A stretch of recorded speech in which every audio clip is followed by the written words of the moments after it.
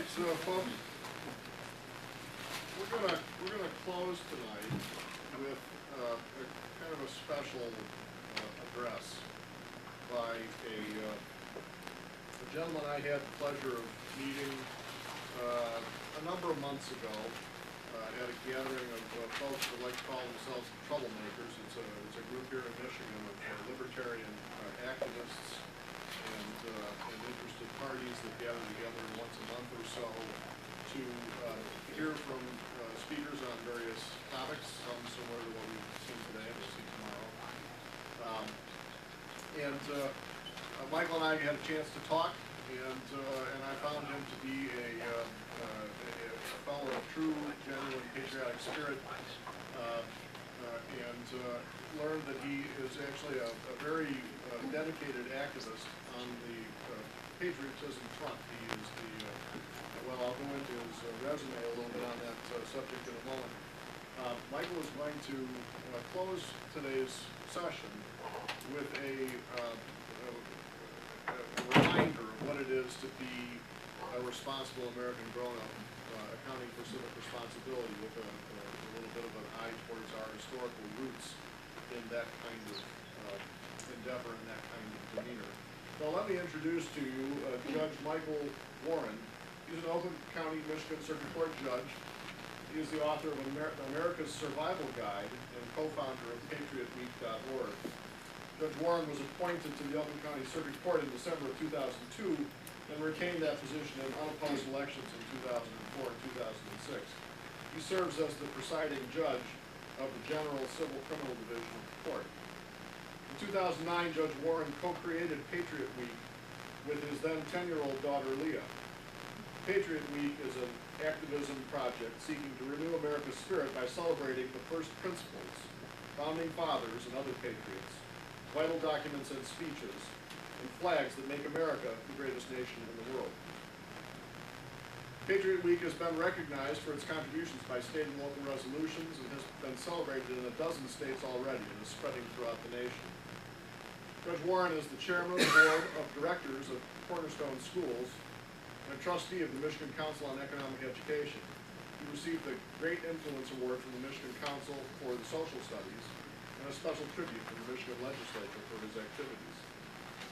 He is the creator of Oakland County Court's Constitution Day, has received the Distinguished Public Servant Award from the Oakland County Bar Association and the Distinguished Jurist Award from the Women's Bar Association, Oakland Region, and teaches constitutional law as a visiting professor at Cooley Law School.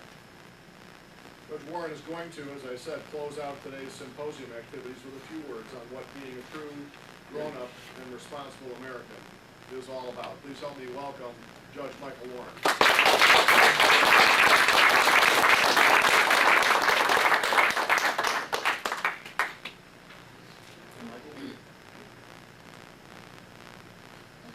Wow, that's a bright light. Before I begin my real remarks, I have a couple of commercials I want to give. I always forget to give them because I get so excited. So, number one, there's an important election coming up. As you know, all elections are important, but there's one in November. There will be a couple of members of the Supreme Court that are currently on the court that are running for retention or re-election. And they are rule of law judges. They're personal friends of mine. I vigorously support them, and I hope you do too.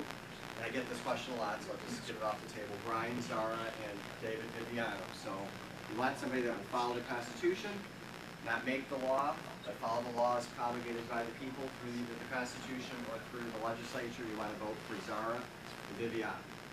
Secondly, I'll talk about Patriot Week at some length. There's a sign-up sheet in the back for an email list that we have. If you're interested, please sign up. And I did write a book, and I'll be using it quite a bit in the speech, called America's Survival Guide. And you can get one for yourself for your $15, but with free autograph. Again, those will be in the back. That's the commercials. We hold these truths to be self-evident.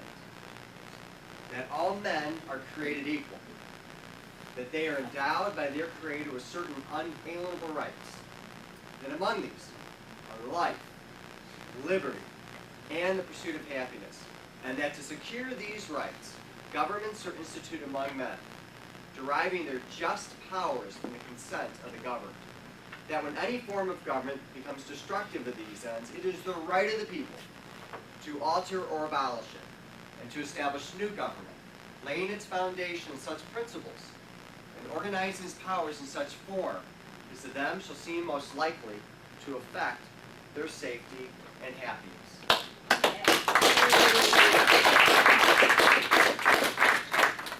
Those words from the Declaration of Independence were revolutionary in 1776. They remain revolutionary today. Despite the controversy about America and our role on the world stage, you know, America's always been controversial on the world stage. We remain a beacon of hope, a torch of liberty for billions of people across the world. Most people in the world live in countries they wish their country was more like ours. Some people are so disgusted with their country, they'd rather just leave and come live here.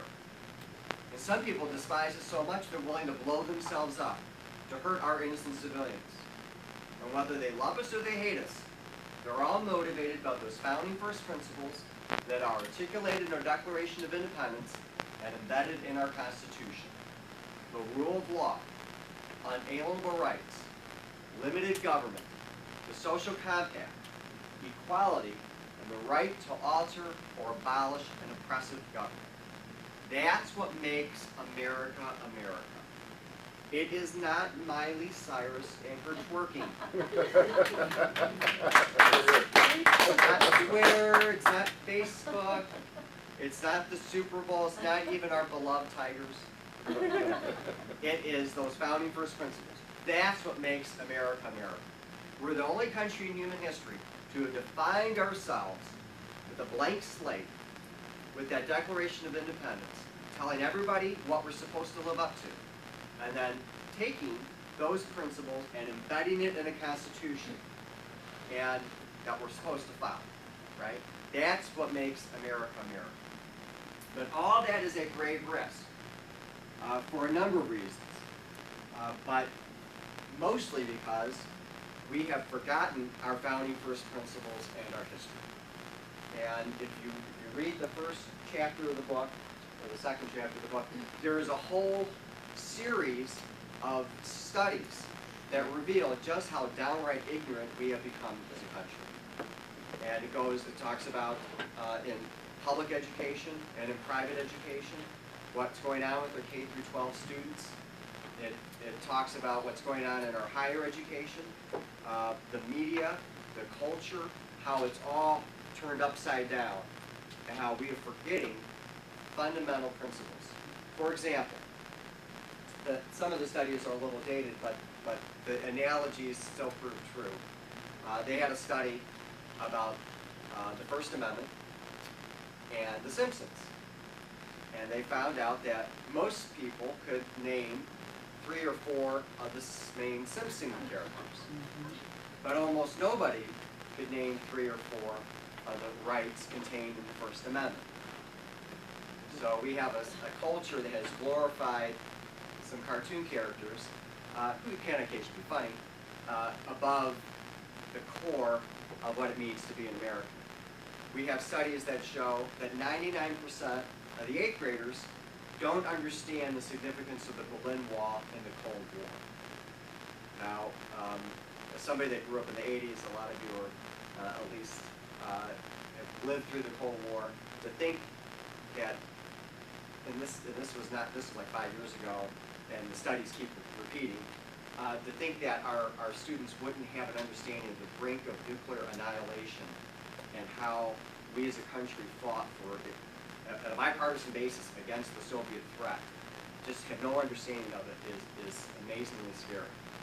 We have studies that show that over 50% of the people don't understand that there are 3 branches of government. It's not that hard. It's the legislative, executive, and judicial branch. Not that hard, but 50% of the people don't even know that. Now, we are fools to think that we can survive as a free people if we don't understand our founding first principles and our Constitution. And it is a great threat. So I'm just going to share with you for a few minutes what those founding first principles are. Hopefully you know them already, so this will just be a refresher, and then expand a little bit on what we can do to confront this crisis. So, but first I want to note on this level why it's so important that we understand that. Abraham Lincoln said this: "At what point then is the approach of danger to be expected? If it ever is to reach us, it must spring up amongst us. It cannot come from overbroad. If destruction be our lot, we must ourselves be its author and finisher. As a nation of free men, we must live through all time or die by suicide." Where we are today is on the precipice of suicide, because we cannot survive as a free people without understanding our first principles in history. Osama bin Laden, or the Islamic State, did not launch an amnesia bomb over America and obliterate our cultural awareness of who we are.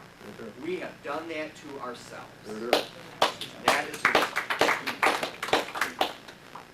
So, and despite what some people might think, I think that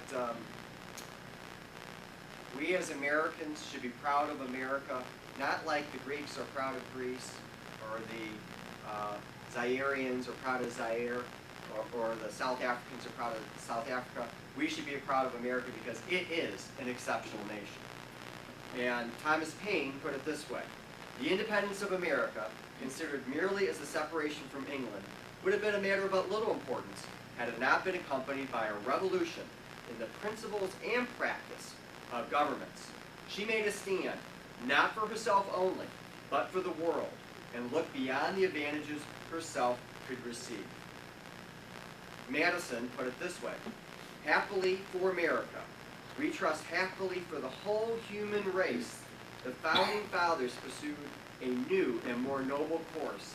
They accomplished a revolution which has no parallel in human society. They reared the fabrics of governments which have no model on the face of the earth." And that still is true today. So, what are those founding first principles that we believe in? What makes us different? The first is the rule of law. Now, on occasion, this phrase will get tossed around in the political discourse, but it is pretty rare. And what the rule of law means is that everyone has to follow the law. Everyone. That means that there's no one exempt from the law. So from the president to the prisoner in a jail cell, to the janitor, to the CEO, we're all supposed to follow the law. In the course of human history, usually the people that were on top, that were in control, got to exempt themselves from the law, or they made new laws for themselves. They were different, they applied rules differently, and then if they were inconvenient, they stopped it. They ignored them. They just expected everybody else, their subjects, to follow what they believed and what they wanted. And we said, no, in America, everyone has to follow the law. The people need to follow the law that's passed by their representatives, and the people that are enforcing and in charge of the government also need to follow the law. John Adams wrote it this way: that good government, in the very definition of a republic, is an empire of laws. His distant cousin, Sam Adams, who's obviously well known for his beer, wrote it this way: the first principles of natural law and justice include that the government has no right to absolute arbitrary power over the lives and fortunes of the people, but is bound to see that justice is dispensed, and that the rights of the subjects be decided by promulgated, standing, and known laws. Now, we could spend a long time talking about this particular topic. Without being partisan, think about where we are today in connection with the rule of law. Do we have a government that follows the law as it's written? No. Okay? Do we have And think, I'll give a real easy example. Kwame Kilpatrick, right? A very simple, he thought he was above the law. In fact, apparently a lot of people, unfortunately, in our great city of Detroit, thought they were above the law, and a lot of them are now going to prison. Now, the good thing is, people are taking action, they're enforcing the law, they're making those people be punished. But think about in the political realm in D.C. With all the stuff that's going on with immigration, with health care, with all these other things, I just asked the question, is the law that's been passed, is it being applied? Is it being enforced? Okay. So, a fundamental principle, a bedrock of our country. Secondly, unalienable rights. Now, this idea, and I'm going to use the historical understanding. Okay, the historical understanding of unalienable rights is that your rights were given to you by God, or in the words of Jefferson, nature and nature's law, and that no government could take them away. And John Dickinson, who was a revolutionary back before it was cool, because it was back in 1776, he wrote this. He was challenging the Stamp Act and all those things. He wrote, "We claim our rights from a higher source, from the King of Kings and Lord of all the earth. They are not annexed to us by parchments and seals. They are created in us by the decrees of providence, which establish the laws of our nature. They are born with us, exist with us, and cannot be taken from us by any human power without the taking of our lives. In short, they are founded on the immutable maxims of reason and justice." John Adams wrote it this way, that the people possess rights that were undoubtedly antecedent to all earthly government, rights that cannot be repealed or restrained by human laws, rights derived from the great legislator of the universe. Now, for those of you that might be less than religious oriented, John Mills, Ayn Rand, they come to the same conclusion about unalienable rights and the nature of being a human being, right? So, God, no God, nature's law, whatever you want to do it, we all should understand that we do not get our rights from the government. That's the key point. That they're born in us as soon as you're born, you've got these rights. Now, I challenge somebody in this room to tell me the last time they heard a mainstream politician utter the words unalienable rights, because I've been waiting to hear it. Sometimes when they recite the Declaration, they'll say that. But anyone that you don't hear on the floor of Congress anymore, which you used to, you can't do this because it interferes with our unalienable rights. They might say rights, they might talk about the Constitution. Before there was a Constitution, before there was the United States of America, everyone had these rights. And part of the reason we declared independence, because we believed in these rights so much that we were willing to die and fight against the greatest empire at the time on the face of the earth to ensure that those rights were protected. And look around at the apparatus of government today. Not only do we not talk about it, but do we abide by that idea? Or do we have a system which seems to think that, the people that seem to think they can only do things if the government says it's okay? Well, that's a privilege then. That's right. That makes you a subject, not a citizen.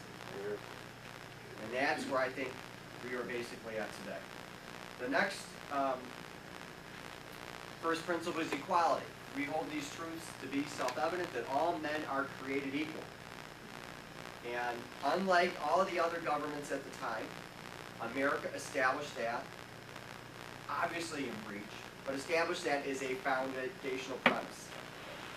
When we declared independence, in England, in France, in Spain, in China, you name it, they had a system of inequality, where embedded in the law was the idea that people were unequal, and there was a privileged class, and they had certain rights and authority or power over other classes. And in America, we said, no, we put in our Constitution, there's not going to be a nobility. We refuse to appoint, have a king.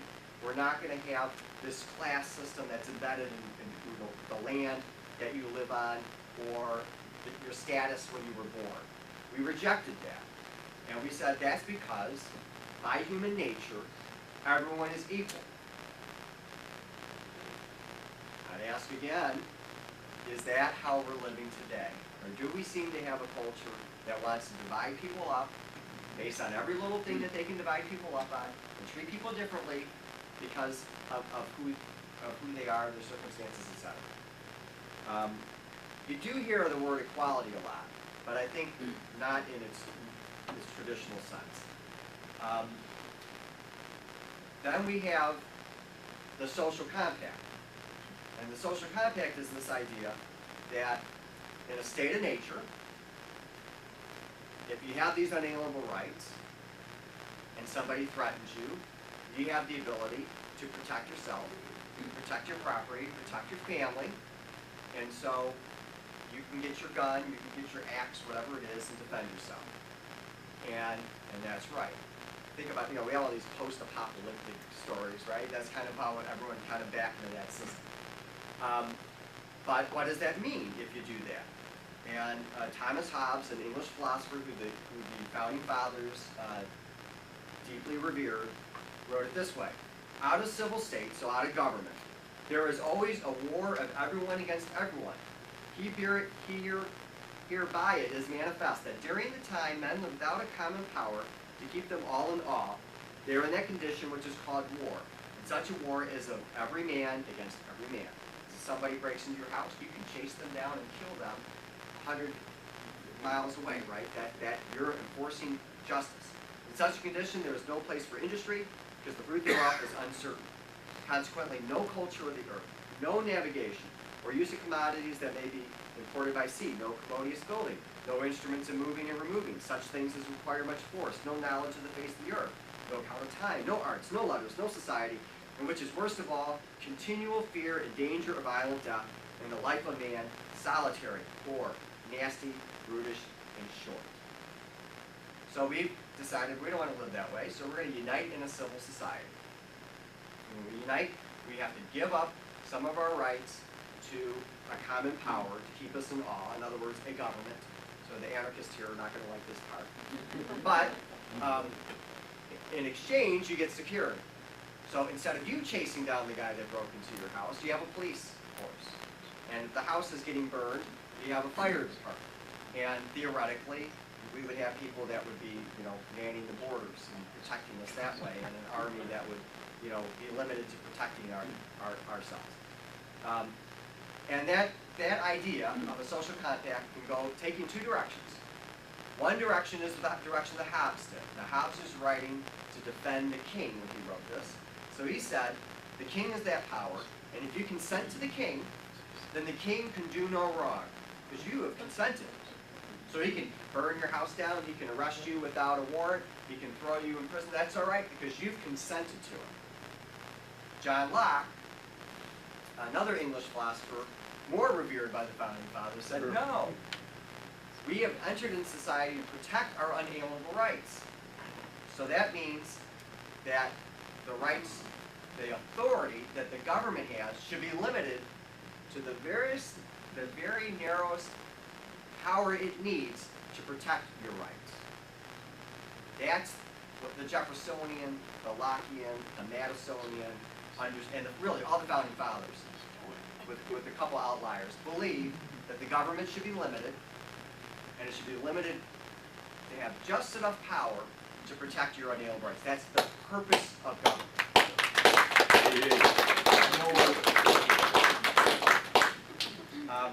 And if you go through the Declaration again, we hold these truths to be self-evident, that all men are created equal, that they are endowed by their Creator with certain unalienable rights, that among these are life, liberty, and pursuit of happiness, and that to secure these rights, governments are instituted among men, deriving their just powers from the consent of the governed.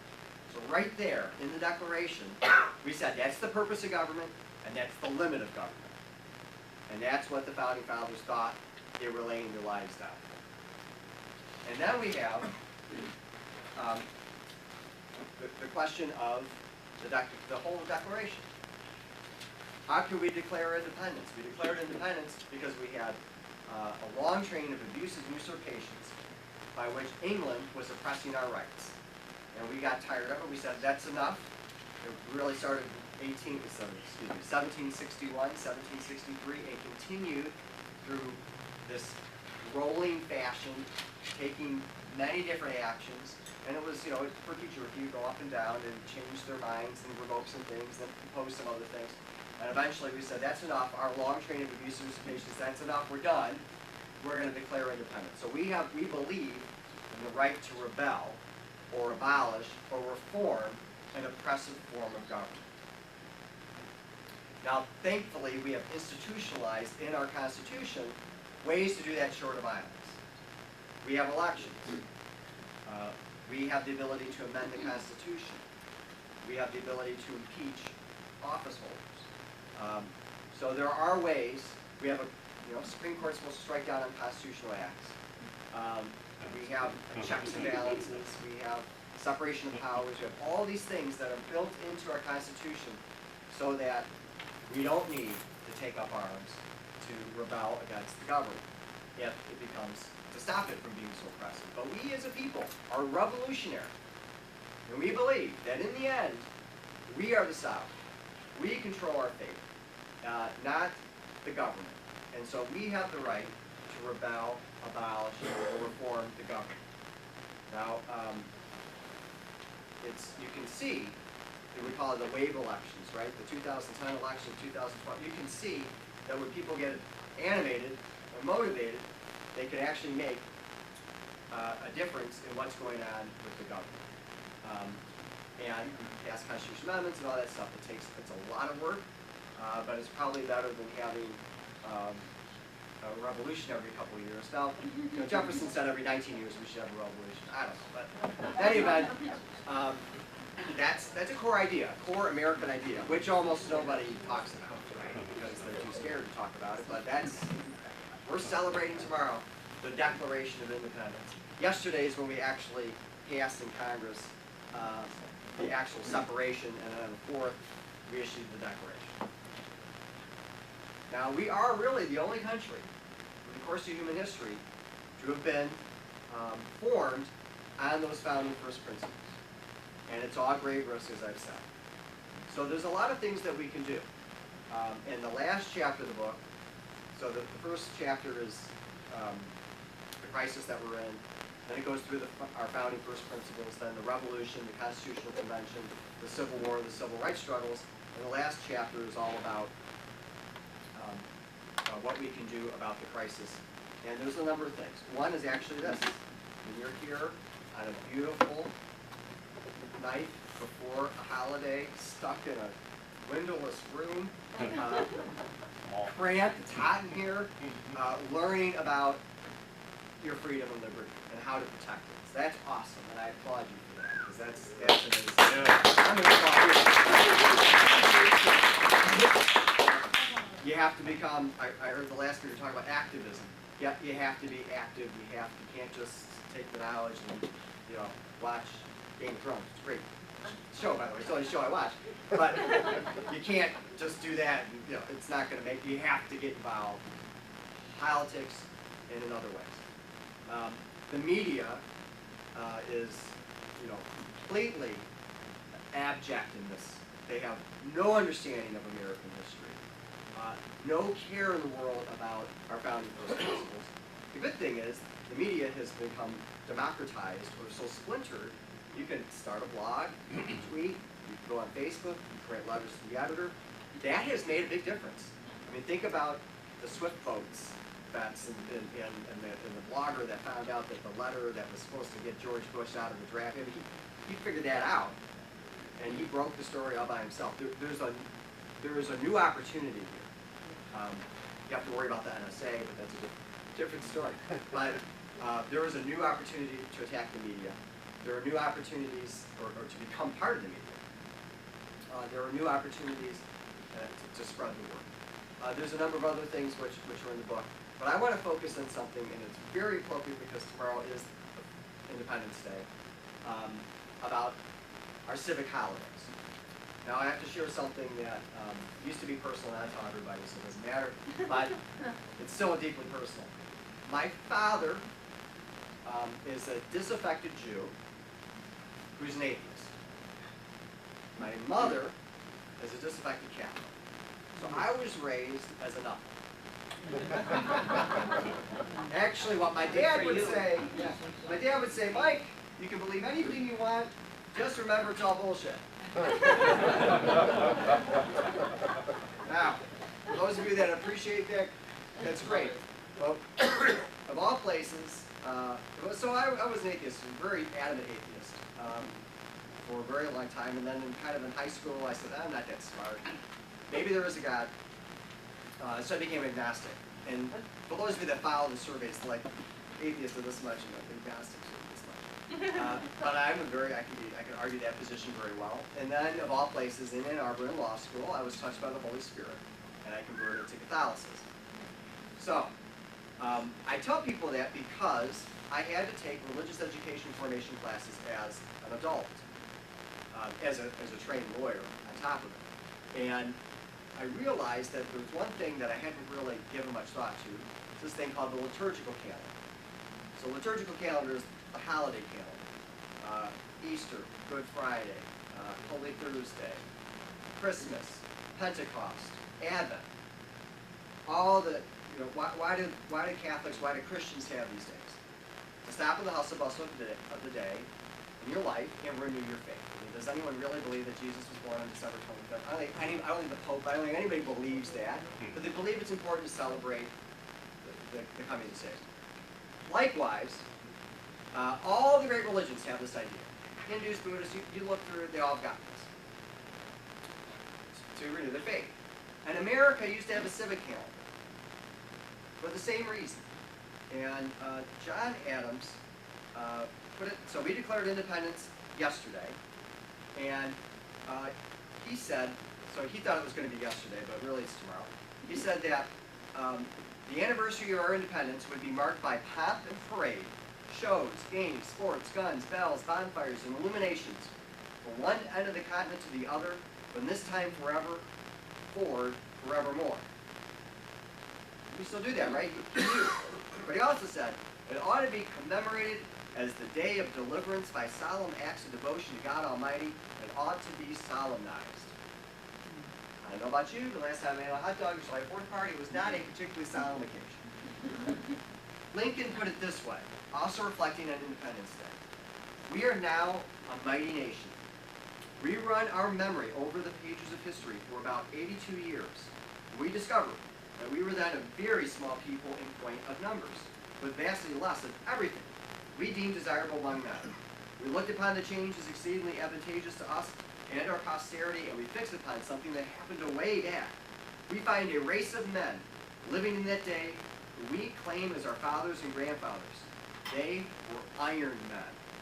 They fought for the principle that they were contending for, and we understood that by what they then did, it is followed that the degrees of posterity that we now enjoy us have come to us.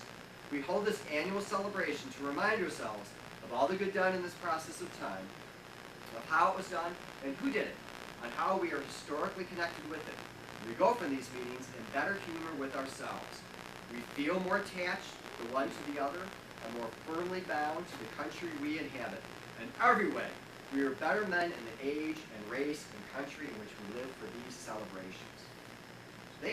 They understood, even as late as Lincoln, they understood this idea that you needed to have commemorations to root yourself back to America. So we had Washington's birthday, Lincoln's birthday, Memorial Day, Independence Day, Thanksgiving, and then we added Armistice Day. And all those days were intended to renew our spirit. So what have we done? We have hollowed them out, cheapened them, and made them bad excuses for 3-day weekends and barbecues. Look, we got a 3-day weekend, and I'm having a barbecue tomorrow. But I'm going to read the Declaration of Independence tonight. We're going to do that. We're going to have a Declaration with it. So, let's take Washington. Apparently, the new movie about America, actually, Jack Washington gets killed.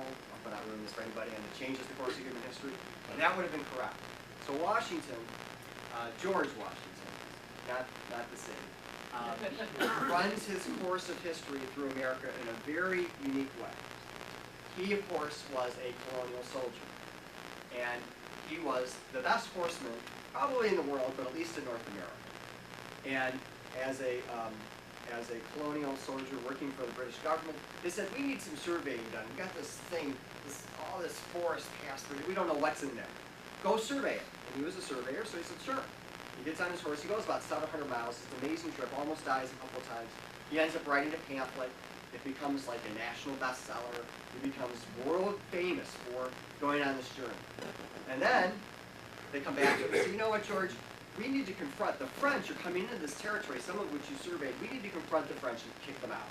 So why don't you go with the general and be his aide-de-camp, and we'll, and make condensing this very shortly, and confront the French and get them out. So he goes, and he actually ambushes some French soldiers and basically wipes out, pretty much unprovoked, some French soldiers. So the French are now very mad. And the French eventually catch up to the British soldiers, and they encircle the army that's out there. And they're with Indian troops who actually know how to fight in the forest, like don't march in a row or with big plumes and, you know, on a horse. They hide behind trees and they start shooting people, right? So they start massacring the British troops. The general goes down. Washington springs to action. And he happens to be very ill at this time. He's been on his horse for about 24 hours. And he starts directing the troops to do an organized retreat. And the chief, who's in charge of this ambush, has a warrior next to him, and he says, okay, we've killed most of the officers because they're stupid, but that one there is still up, and he's, take him down. That's Washington. And after a while, the chief turns back to his warrior and says, what happened? I told you, I'm of course paraphrasing it, what happened? I told you to take that one down. And the warrior goes, we've shot at him 17 times. We can't hit him. And the chief says, stop. He is a great warrior. He will be the leader of a great nation. He is blessed by the Great Spirit. Let him go. Washington's able to survive, pulls his troops out. He finally gets off his horse after 24 hours. He goes like this, and there are 4 holes in his coat. Divine providence is the only explanation I have.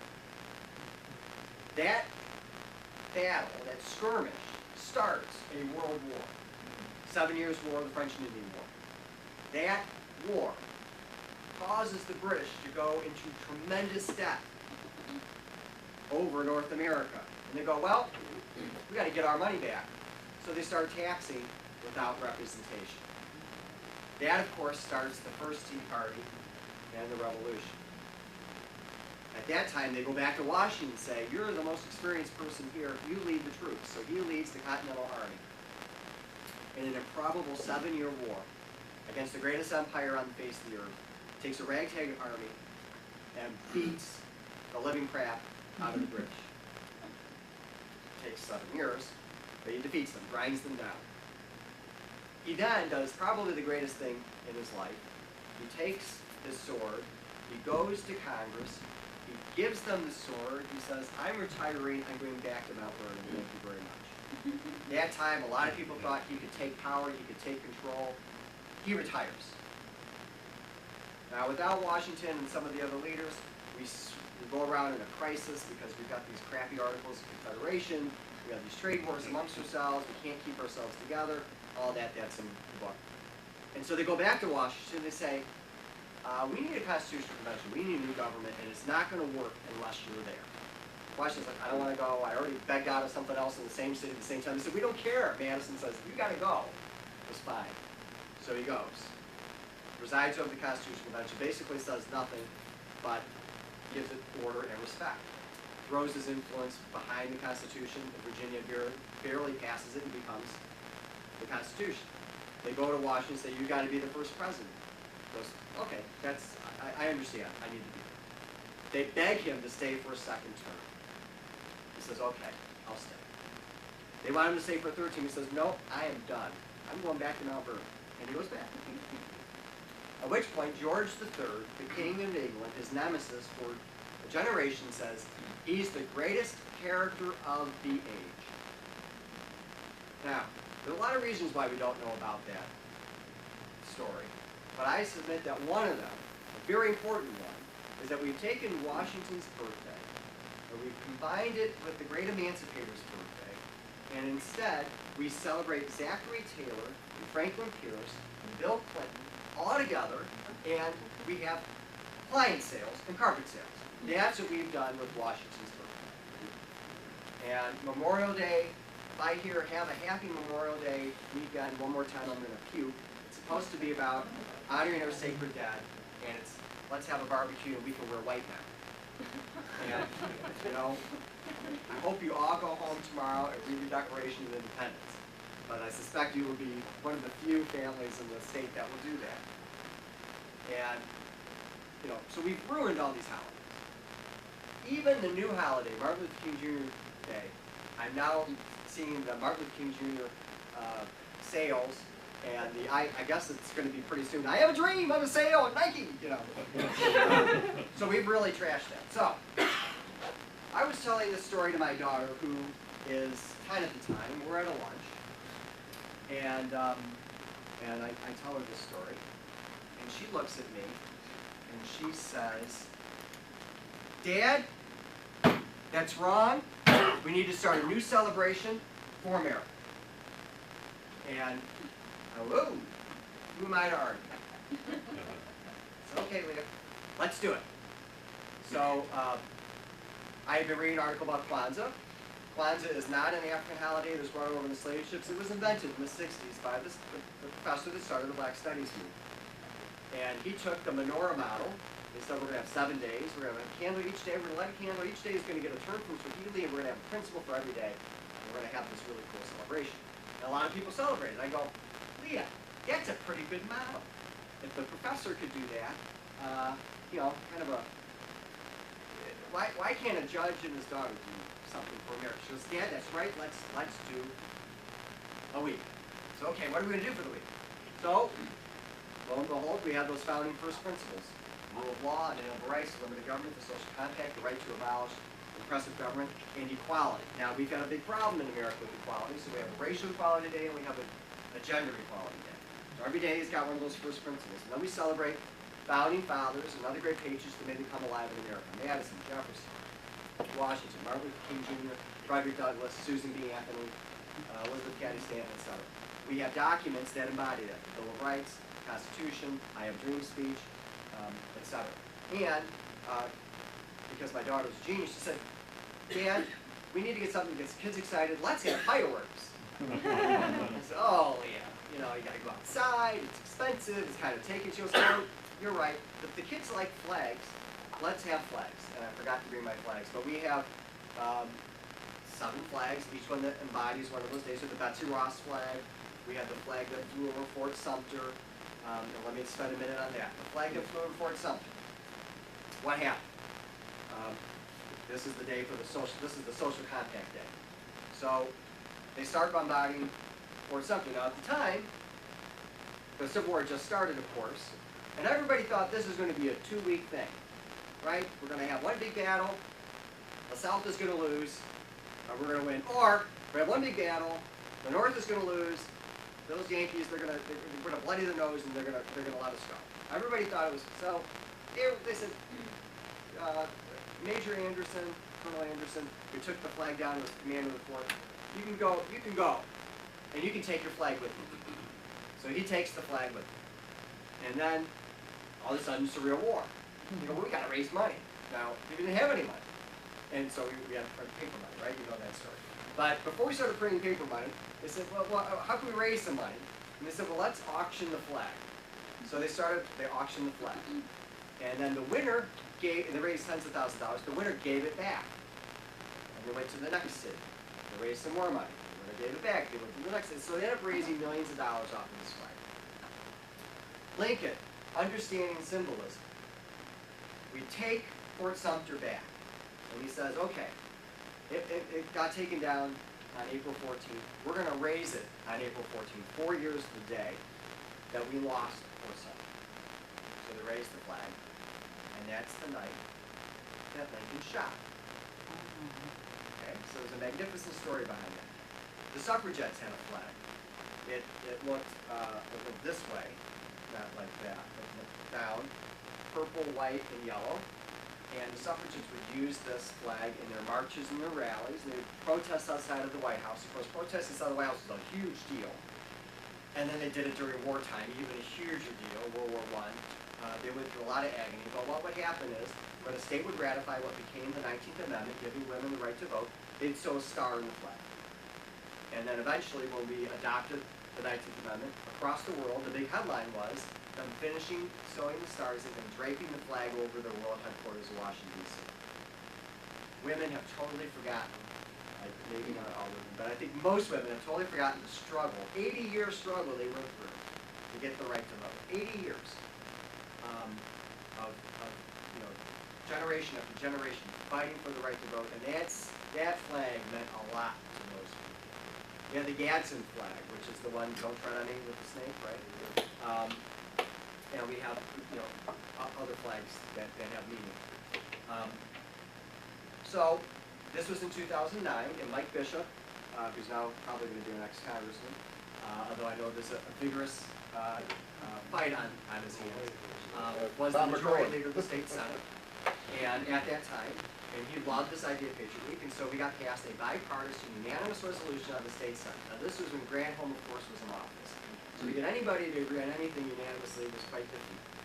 And then we've gotten resolutions out of the House of Representatives, the New York State Senate, the Nikki Haley out in South Carolina, and Scott Walker out of Wisconsin. And we're working on Ohio and some other places. So it's starting to spread. We've got Oakland County, Macomb County, and Wayne County all to pass resolutions, which is amazing if you think about it, because it is bipartisan. Because this is what America is built on. We just keep forgetting what America is built on. So it's hard for them, anyone, to say, oh, I don't want to teach about these things, because it's pretty in your face that this is what we are all about. We have a number of school districts that participate: Rochester, Birmingham, Detroit Country Day, Cornerstone Schools, Mosaic Education, a number of school districts. ISDs have been involved. We have had parades, bluesas, and the DSO, the Detroit Tigers. A lot of different organizations have been involved in various ways. It is extremely grassroots. We do not have a paid staff. It's all talking and talking about this and getting other people to help us. We're going to have a big event at Bowers Farm, which is in Bloomfield Hills, on September 14th. September 14th, by the way, is the 200th anniversary of the Star-Spangled Banner. The Detroit Tigers are going to recognize Patriot Week on the same day. We have some other activities. We have a Patriot Run the week before. So a lot of other things going on. To learn about those things, you need to sign up for the email, because that's how we tell people. Or you can go to the website. I have brochures about Patriot Week. I have business cards and the sign-up sheet. So there's a lot of ways that we can learn about it. Now, I wanted to, are you cutting me off? No, I'm not cutting you off. Okay. I'll put your slide with your information. Oh, okay. About, where you will get Yeah, things. so we got Facebook. And I do want to mention, Michael, this is a group from all over the country. We have people here from Alaska. We have people Great. from Missouri, New York, everywhere. So the website information is really important. And people can use these links to find out more and see how they can become involved. That would be great. I was just talking to a representative from Ohio today. We do have participants in about a dozen states. New York has some standalone activities, and then we have a lot of schools that are involved through a charter school network. So I desperately want to get it across the nation as much as possible. And again, it's bipartisan, and we have a 501c3 that has actually gotten its approval, despite the fact that the word Patriot is in it, and despite the fact that we talked about the Bill of Rights. But it took 19 months for us to get our approval. We were suspended, we were terminated, we went through the whole gauntlet of getting our approval. We got approved December 3rd of 2012. So 30 days after the election. We got a 5. Love that IRS. So, yes, so, it's very grassroots. Rotaries, Kiwanis, church groups, a lot of other groups can participate. So if you're in a group, you've got a folk organization at home or one of those fraternal organizations, it's a real easy sell. Bring in a guest speaker, go into the schools and partner with them. There's a lot of, it's really unlimited number of ways on the website, which isn't here, but it's on the brochure. It's just patriotweek.org, patriotweek.org, very easy. We have 35 lesson plans that our education committees put together.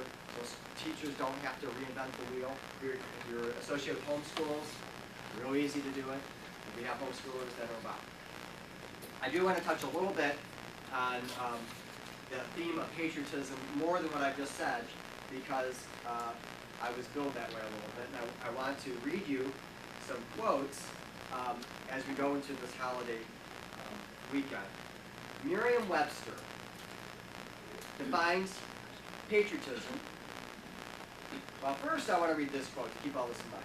George Washington, guard against the impostures of pretended patriotism. Merriam-Webster, love for and devotion of one's country. Vocabulary.com, love of country and willingness to sacrifice for it. OxfordDictionaries.com, a person who vigorously supports the country is prepared to defend it against enemies or detractors. Here's some alternatives. Samuel Johnson, patriotism is the last refuge of a scoundrel. One of the greatest attractions of patriotism, it fulfills our worst wishes. In the person of our nation, we're able vicariously to bully and cheat. Bully and cheat, what's more, with a feeling that we are profoundly virtuous. Aldous Huxley. Indeed, conceit, arrogance, and egotism are the essentials of patriotism. Emma Goldman. Patriotism assumes that our globe is divided into little spots, each one surrounded by an iron gate.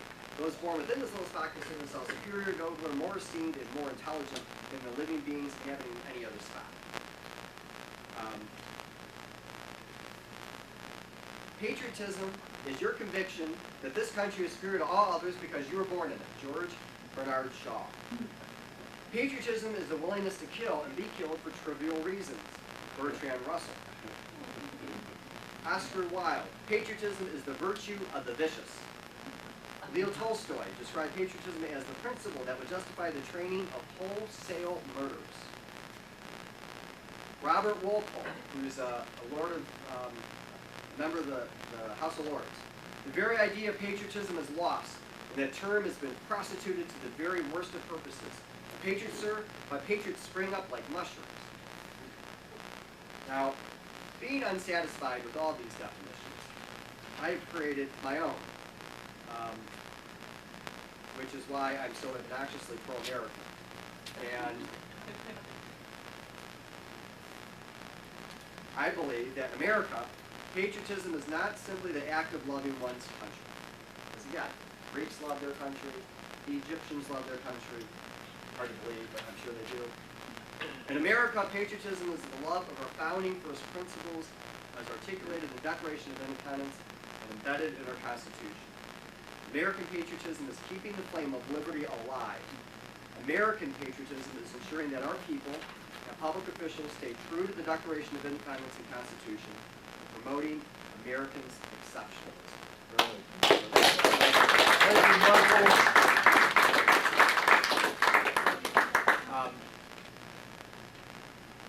When we were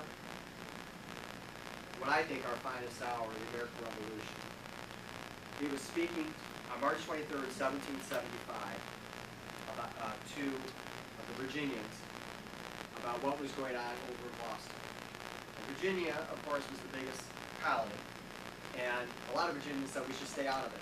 Let Massachusetts deal with what they need to deal with, and we can stay out of it. And Henry changed the whole complexion. He said, the colonies had done everything we can be done to avert the storm which is now upon us. We have petitioned, we have remonstrated, we have supplicated, we have prostrated ourselves before the tyrannical hands of ministry and parliament. Our petitions have been slighted. Our remonstrances produced additional violence and insult. Our supplications have been disregarded, and we have been spurned with contempt from the foot of the throne. Our chains are forged Their clanking may be heard on the plains of Boston. If we wish to remain free, we wish to preserve and violate those inestimable privileges for which we have been so long contending, we mean not to basely to abandon the noble struggle in which we have so long engaged. We must fight. It is in vain, sir, to extenuate the matter. Gentlemen may cry, peace, peace, but there is no peace. Our brethren are already in the field. Why stand we here idle? What is it that gentlemen wish? Is life so dear, or peace so sweet, as to be purchased at the price of chains and slavery? Forbid it, Almighty God. I know not what course others may take, but for me, give me liberty, or give me death. Here, here. This is our time.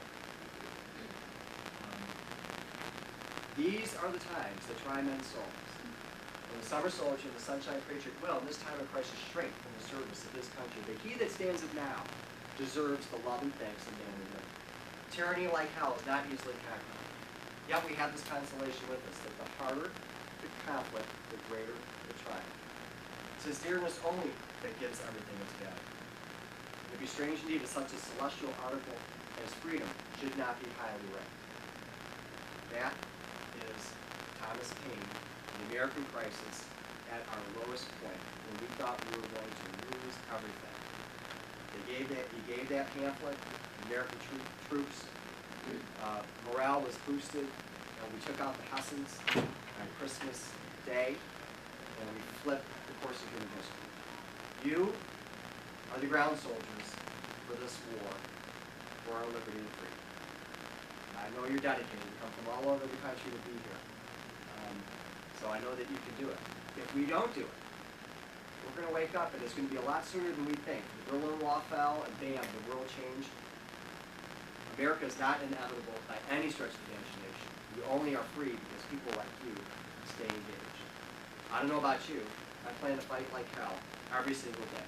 God bless you, and God bless America.